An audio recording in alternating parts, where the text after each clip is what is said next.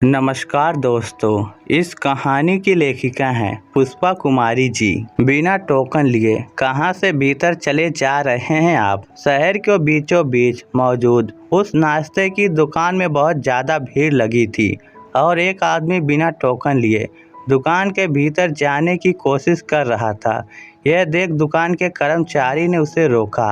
मुझे काउंटर पर बैठे उस आदमी से कुछ काम है, यह कहते हुए वह दुकान के भीतर जाने के लिए आगे बढ़ा, लेकिन तभी उस कर्मचारी ने उस आदमी की बाह पकड़कर एक और खड़ा कर दिया। रुकिए, अभी भीतर बहुत भीड़ है, जब भीड़ कम हो जाएगी तब मैं आपको उनसे मिलवा दूंगा। असल में बिना टोकन लिए किसी भी ग्राहक को दुकान के भीतर जाने की अनुमति नहीं थी, इसीलिए कर्मचारी भी मजबूर था, क्योंकि कई बार दुकान में भीड़ का फायदा उठाकर कई ग्राहक बिना टोकन लिए ही प्रवेश कर जाते थे और नाश्ता करने के बाद चुपचाप बाहर भी निकल जाते थे। ग्राहकों की चालाकी और दुकान के कर्मचारियों की लापरवाही का पूरा नुकसान दुकान के मालिक को बर्दाश्त करना पड़ता था।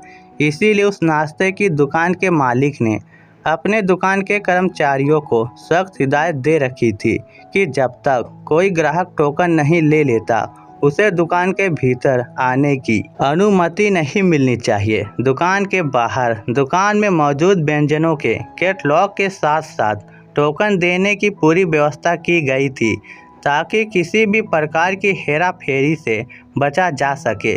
लेकिन इन सब के बावजूद वह आदमी बिना टोकन लिए भीतर जाने का प्रयास कर रहा था। खैर, दुकान के कर्मचारी ने उसे वहीं एक किनारे रुकने का इशारा किया और काउंटर पर बैठे उस दुकान के मालिक के पास गया। दुकान के कर्मचारी ने दुकान के बाहर खड़े उस शख्स की ओर इशारा किया और बताया कि वह आदमी आपसे कुछ कहना चाहता है। दुकान का मालिक ग्राहकों से टोकन के रुपए वसूलने में व्यस्त था, इसीलिए उसने उस साधारण सी वेशभूषा में दिख रहे आदमी की ओर कोई खास गौर से नहीं देखा और उसे यूं ही खड़ा रहने का इशारा किया। वह आदमी दुकान के बाहर एक और अपनी जगह पर खड़ा रहा और उस दुकान की भीड़ कम होने का इंतजार करता रहा। जब दुकान की भीड़ कम हुई तो काउंटर पर बैठे उस दुकान के मालिक की नज़र उस आदमी पर दोबारा गई। दुकान के मालिक ने उस आदमी को भीतर आने का इशारा किया। कहिए, क्या बात है, आप मुझसे कुछ कहना चाहते हैं? उस आदमी ने अपनी जेब में हाथ डालकर एक 500 का नोट निकालकर काउंटर पर रख दिया। मैं अभी थोड़ी देर पहले आपकी दुकान पर नाश्ता करने आया था और टोकन के लिए मैंने आपको 200 रुपये का नोट दिया था। दुकान में भीड़ बहुत ज़्यादा थी और मैंने ध्यान भी नहीं दिया। आपने गलती से 100 रुपये की जगह मुझे यह 500 रुपये का नोट वापस कर दिया था। यह कहते हुए उस आदमी ने वह 500 रुपये का नोट उस दुकान के मालिक की ओर बढ़ा दिया।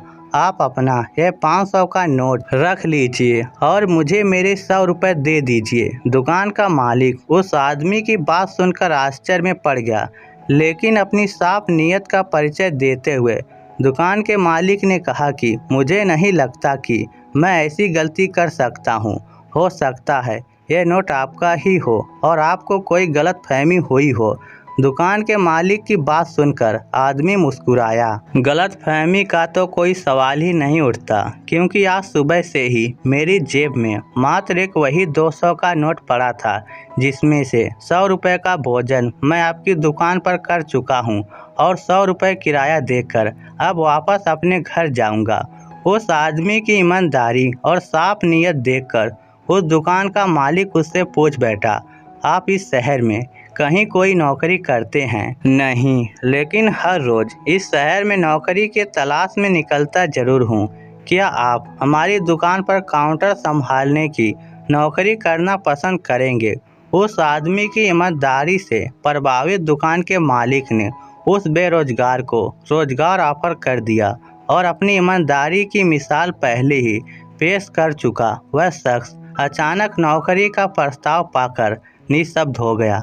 तो दोस्तों, इस स्टोरी को लेकर आपकी क्या राय है?